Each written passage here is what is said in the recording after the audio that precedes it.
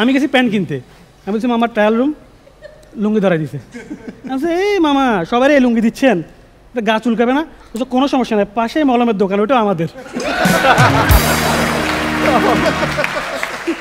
এখন new market থেকে আমি যদি প্যান্ট একটা কিনি, মলম 2টা।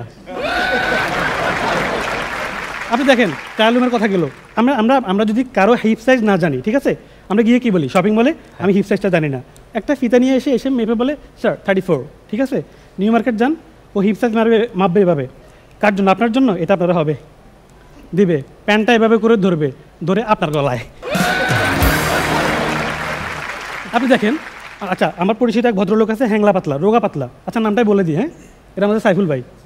সাইফুল ভাই নিউ মার্কেট থেকে শপিং করে, তো ওখান থেকে উনি একটা প্যান্ট কিনছে, ওখানকার প্যান্টগুলা একটু লুজ হয়, হ্যাঁ, তো একটু চাপাই নিতে হয় অল্টার করে। তো উনি টেলারকে দিয়েছে, মামা একটু চাপাই দেন, চাপাই দিছে, আবার নিছে, এখনও লুজ, মামা আরেকটু চাপাই দেন, চাপাই দিছে, এখনও লুজ। সাইফুল ভাই বলে প্লিজ আরেকবার চাপাই দেন। দোকানদার বলতেছে আল্লাহর বাস্তে মাফ করেন, আমি যদি আরেকবার চাপাই পিছনের পকেট 2টা জোড়া লেগে যাবে।